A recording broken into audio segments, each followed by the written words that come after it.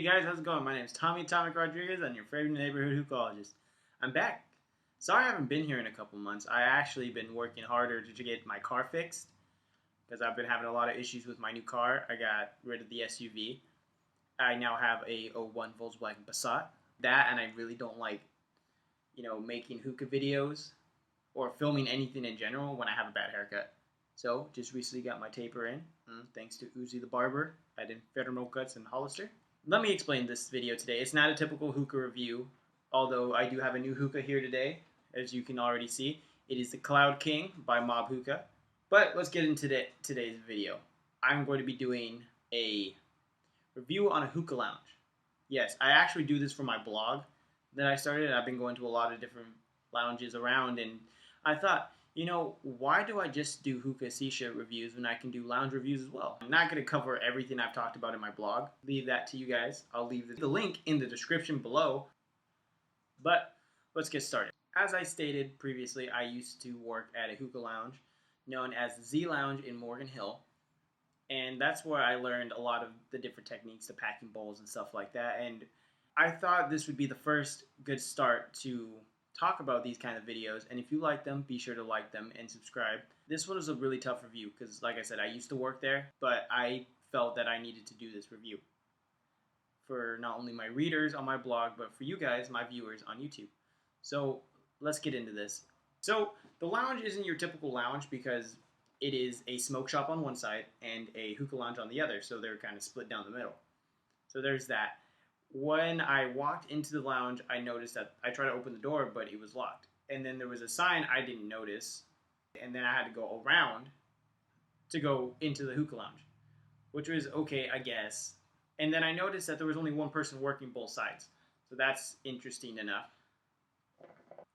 I go in there and some friends and everything, and we go in, and it's actually pretty dead for a Saturday night around 9:45, 10ish.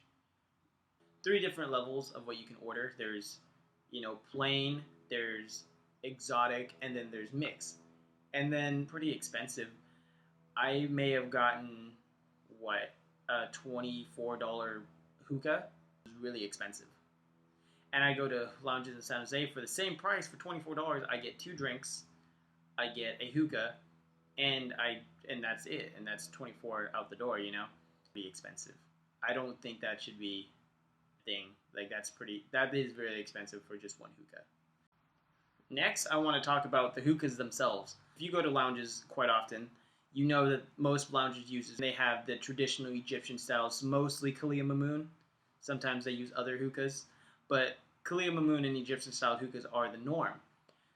What he uses over there at the Z Lounge is Mia hookahs, which are Chinese-made hookahs, if you didn't know, and they're really frowned upon. A lot of people don't like them. His were, They weren't kept up. They were actually really old. A lot of the silver plating or the paint that was on the stems, they were chipping off. I noticed on mine was chipping off a lot, and there was a lot gone. So that was a knockoff. That was not okay. And the water didn't really look clean. And the bowl, it was really tough to smoke. It was overpacked. You can tell that thing was overpacked. And then there was a mound on it, and then it made it even harder to smoke. I just didn't feel right. It felt like my server just kind of threw it in there and just poked the holes and here you go. That's how I felt about that.